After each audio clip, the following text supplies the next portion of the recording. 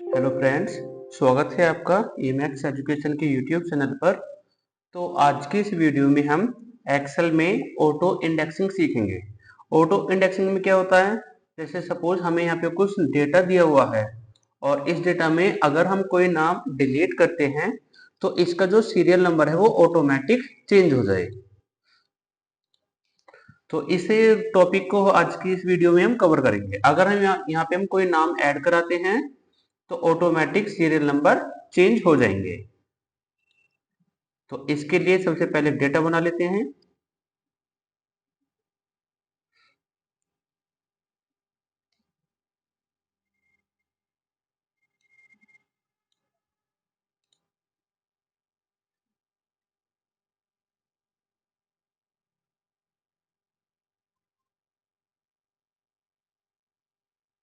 अब इस डेटा में अगर हम यहाँ पे नाम नॉर्मली टाइप करेंगे, इस टाइप से ड्रैग करेंगे, तो इसमें अगर हम किसी नाम को डिलीट करेंगे तो इसका सीरियल नंबर चेंज नहीं होगा।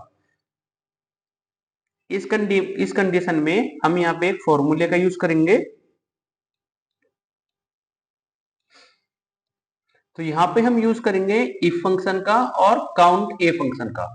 पहले हम काउंट फंक्शन का यूज समझते हैं कि काउंट फंक्शन का यूज क्या होता है। काउंट ए का यूज होता है बेसिकली डेटा को काउंट करने के लिए, वो चाहे हमारे पास नंबर हो चाहे अल्फाबेट हो।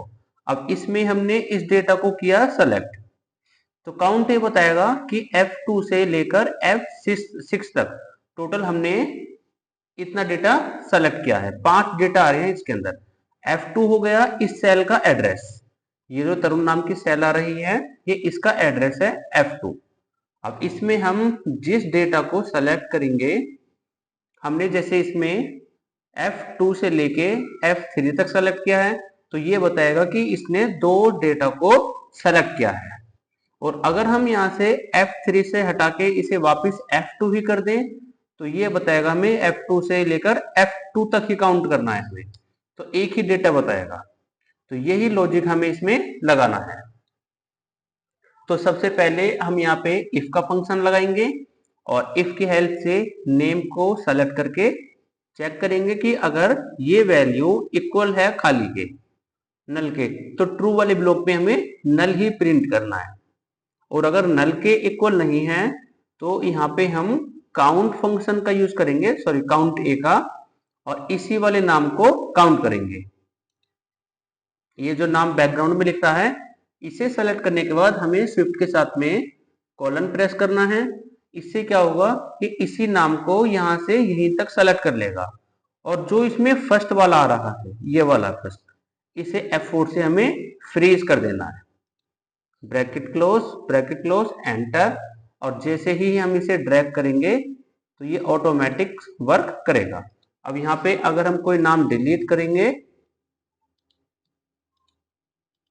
तो इस टाइप से ये सीरियल नंबर को भी चेंज करेगा। एक तो तरीका ये हो गया, और दूसरा तरीका होता है इसे हम मैक्स फंक्शन से भी कर सकते हैं। चेक करेंगे नेम को, अगर नेम इक्वल है खाली के तो हमें यहाँ पे खाली ही प्रिंट करना है, अदरवाइज यहाँ पे मैक्स फंक्शन चलाएंगे।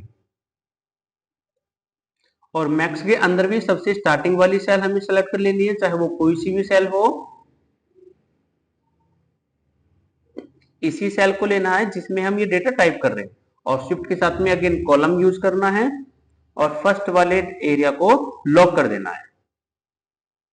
अब जो भी हमें डेटा मिलेगा इसमें हमें +1 कर देना है, ब्रैकेट क्लोज और एंटर। अब इसे ड्रैग करेंगे तो ये भी हमें सेम लॉजिक ही देगा। अगर हम यहाँ पे कोई नाम डिलीट करते हैं तो इस टाइप से भी हम इसे कर सकते हैं।